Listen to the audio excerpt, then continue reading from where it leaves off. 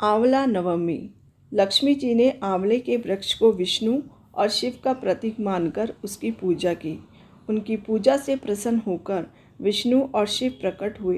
पौराणिक मान्यता के अनुसार कार्तिक शुक्ल पक्ष की नवमी यानी आंवला नवमी से लेकर कार्तिक पूर्णिमा तक भगवान विष्णु आंवले के वृक्ष पर निवास करते हैं। तो आंवला नवमी की पूजा विधि क्या है, आइए जानते हैं। कार्तिक शुक्ल नवमी को यह व्रत किया जाता है। इसको करने से व्रत, पूजन, तर्पण आदि का फल अक्षय हो जाता है, इसलिए इसे अक्षय नवमी भी कहते हैं। इसे कूष्मांड नवमी भी कहते हैं। इस दिन कूष्मांड में गुप्त दान रखकर गंध, पुष्प, अक्षत से पूजा कर गोधृत फल, अन्न, दक्षिणा के साथ योग्य ब्राह्मण को दान देने से विशेष फल मिलता है। गाय, पृथ्वी, स्वर्ण तथा वस्त्र, आभूषण, आंवला आदि का दान करने से ब्रह्म हत्या से महापाप का भी विनाश हो जाता है। इस दिन स्नानादि करके पूर्व की और मुख करके आंवले के वृक्ष की षोडशोपचार विधि द्वारा पूजन करते हैं। फिर वृक्ष की जड़ में दूध की धारा देकर पेड़ के चारों ओर सूत लपेटकर कपूर या घी की बत्ती से आरती करके 108 परिक्रमाएं लगाते हैं। पूजन सामग्री में जल, रोली, अक्षत, गुड़, बताशे, दीपक और आंवला होना चाहिए। ब्राह्मण ब्राह्मणी को भोजन कराकर दक्षिणा दे, फिर स्वयं भोजन करे। इस दिन भोजन में आंवला अवश्य होना चाहिए। आंवला नवमी की कहानी।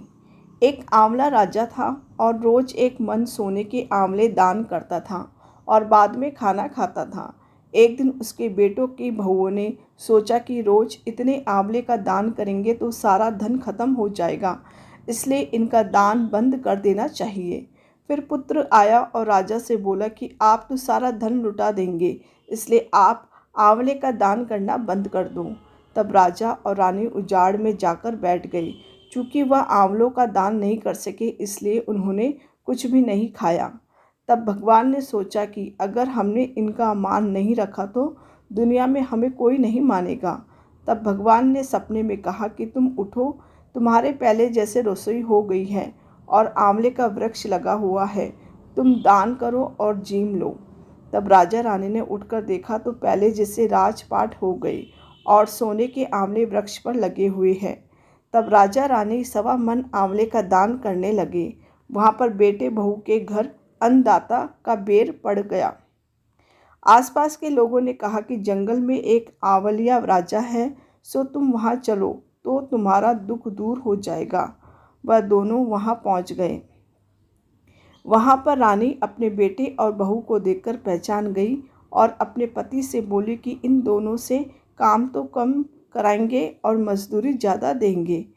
एक दिन रानी ने अपनी बहू को बुलाकर कहा कि मुझे सिर सहित नहला दो। बहू सिर धोने लगी तो बहू के आँख में आंसू निकलकर रानी की पीठ पर पड़ गया। तब रानी बोली कि मेरी पीठ पर आंसू गिरे हैं, मुझे कारण बताओ। तो बहू बोली कि मेरी भी सासू की पीठ पर ऐसा ही मस था।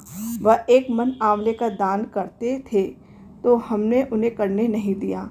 तब सासू बोली कि हम ही तुम्हारे सास ससुर हैं, तुमने हमें निकाल दिया था, परंतु भगवान ने हमारा सत रख लिया। हे भगवान, जैसा राजा रानी का सत रखा वैसा ही सबका रखना। इस कहानी के बाद बिंदाई जी की कहानी कहे और सुने। पूजा का शुभ दिन, समय व शुभ मुहूर्त क्या रहेगा।